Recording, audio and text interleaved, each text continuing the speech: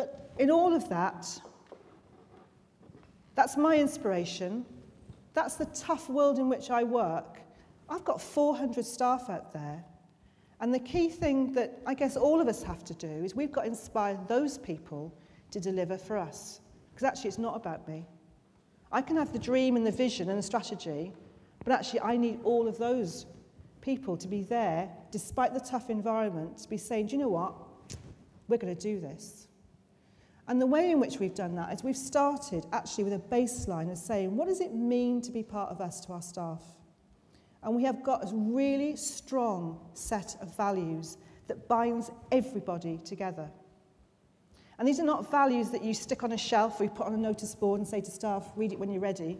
These are values that we live and think and breathe. They're through us like words in a stick of rock. And we all role model these every day of the week. So for a member of staff who's working with Mrs. Jones at 22 Acacia Avenue, they have to be person-centred. They have to do what Mrs. Jones wants, when she wants it, how she wants it. And for me, as the leader of that business, I have to be person-centred. I have to make sure I'm focusing on every member of staff, what they want, where they want to go, how they want to achieve it. And if somebody walks into my office or I go somewhere and I don't know them, they have my full attention. They have got to feel valued. Being trustworthy. As a chief exec, I have got to be trustworthy. I have to tell my staff all the good news and all the bad news and share it equally. And when I tell them the bad news, I have to tell them where we're going to go and how we're going to solve those problems. I have to have that integrity. And our staff have to be trustworthy. For Mrs. Jones, if she says, be there at 7 o'clock, they're not there at 3 minutes to 7, they're not there at 7:05, they're there at 7. We have to be innovative. I must never block the innovation in my staff. The worst thing I can do is to say no. Because if we're going to get somewhere through this really tough time, I need all the ideas people can give me. So I must never block anything. And our staff can't block either. When Mrs. Jones says, do you know what, I want to do this. I'm a very disabled person, we've had this. I want to go to South Africa on my own and visit a brother that I've never met before, that I think is my brother, but I'm not sure. And we can't say, do you know what, huge risk, no. We have to find a way of helping her to be able to do that and be very innovative and very can-do. And we've banned the word can't. I say to my staff, don't you ever use the word can't. Because the only word we ever ask ourselves is how. How are you going to achieve that for your client? How am I going to achieve something? If we've got a goal, we've got a dream, we're not going to say we can't achieve it. We're going to just say how and push ourselves to do that. And being excellent. Because in this world, and the tough world in which we work of contracting, being good isn't good enough anymore. We have to drive everything towards excellence, and our clients deserve that. And it's all very well having that family of values and that binds people together, but actually people want to be going somewhere. And despite the world in which we are, we have got an outrageous ambition. And our outrageous ambition is a dream, and it might be deliberately outrageous, we may never get there. But everybody in the organisations knows what the dream is and knows where they're going. And actually raising the bar really high and pushing the boat out and saying, do you know what, we have a dream that we're going to work towards, pulls people together and sets them in the right direction. So our outrageous ambition is by 2020 we'll be a national brand known in the same way that Google or Virgin is known today. And we've chosen Google or Virgin deliberately because actually if you went to Leeds and said Google, everyone in the street would know who they are. And everyone would know what they do. And we want that for us. The next bit about being a trustworthy, innovative provider of services is our values. But we want to work in every local authority area in the country and increasingly in Europe and maybe the world. Because the more I look at that, the more I think maybe I've set the bar too low. Because a lot of the services we're now delivering is through technology and through assistive technology. And if I'm developing apps that can support someone to become more independent in their daily lives, they could be downloading those in Australia. So why am I just thinking about this country? And when you start to think on that level, your plans become much more exciting. The next bit is a bit kind of evangelical, but we do want to be recognised for the inspiring difference we make to people's lives. And our culture and our values, we want to be a role model of how people work and live. We want people to want to come to work for us because we're an employer of choice and you have a very special experience when you're with us. But do you know what? You go home at night and your experience with your family may not be as great. And we want people to take those values home with them and live their lives that way. So big ambition. So we have that outrageous ambition. We've got our values, and it can't stop there. Every day of every week, as a senior management team throughout the organisation, we're about motivating our staff. We're about driving that passion through what we do.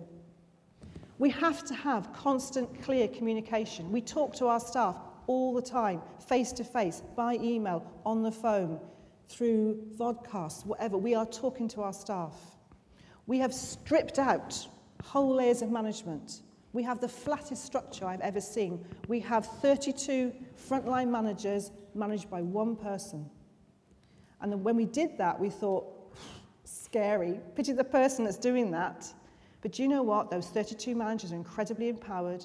They have grown. They're mini chief executives. They know how they're contributing to the vision, and it has set them free. It was the best thing we ever did, and communication from top to bottom is rapid and consistent now. So it has really, really worked, taking that challenge. Talent management. You know what? We invest hugely in learning and development. Now is not the time to be cutting that. Because when things change and our markets open up again, we have got to be ready to go. And we have to have skilled staff, spot those who are the best, take them on the journey, get people to our Step Up programme who want to become managers, our talent management programme STAR, take them through the programme and make sure they're fit and ready when we're time to go again and to launch and to do new things. We have a staff suggestion scheme that people talk to us all the time with ideas, but every year we celebrate excellence. Every year we have our Oscar ceremony, and every year people nominate, and our clients nominate and tell us stories about the work that we've done. And whilst that's great and valuing for staff, it's brilliant evidence for contracts. So when we bid, we can actually refer to some of the nominations we've received from our clients and use those as evidence. So there is a kind of a business bonus to it as well. I put these up, not because I want to say to you that we've won lots of awards, but actually all of this has been from our staff. They're the people that got us IIP Gold because they told the assessors how good we were. They're the people that got us on the top 100 at number 12 this time because they said it was a brilliant place to work. Our clients nominated us for the Health Awards.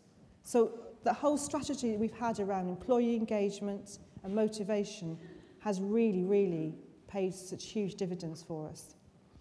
And that's happened at a time in which my staff, and I'm not proud of this, I hate saying this, have not had a pay award for 4 years. None of us have had a pay award now for 4 years. And that's simply because we just can't do it. We can't take the risk of consolidating a pay award at this time. This year, everyone's going to get £300 flat payment. That's all we can afford to give them.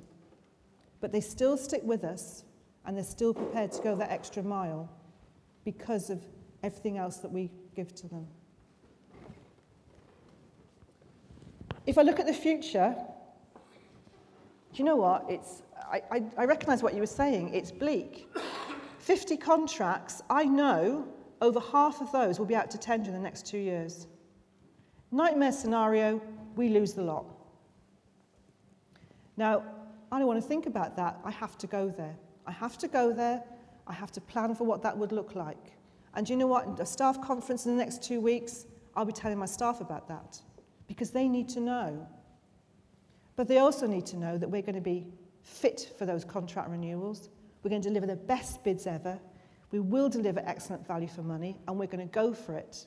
And in the meantime, we'll be out there bidding for other contracts to compensate if we don't win them. We're looking at becoming a consumer-based organisation, so selling directly to Mrs. Jones and moving away from the contracted environment. We're looking at moving more into assistive technology and selling online.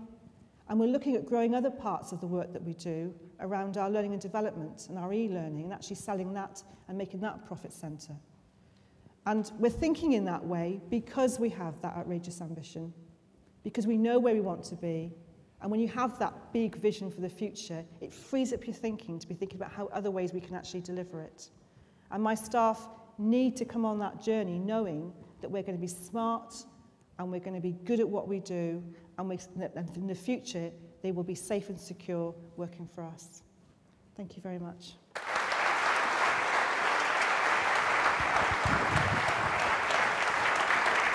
Can I just ask you to stay up here, Nicola? First of all, thank you. Terrific messages again to us all.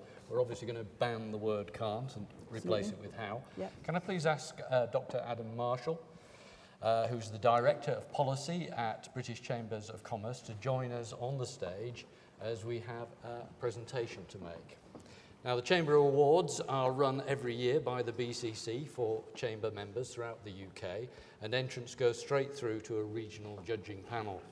We're delighted to announce that 2 Hampshire Chamber members have been successful this year, and firstly, our speaker, Nicola Youern, and her organisation, You, not surprisingly, after you've heard that story, have been recognised as the best company in the South East region for excellence in people development. So, Adam.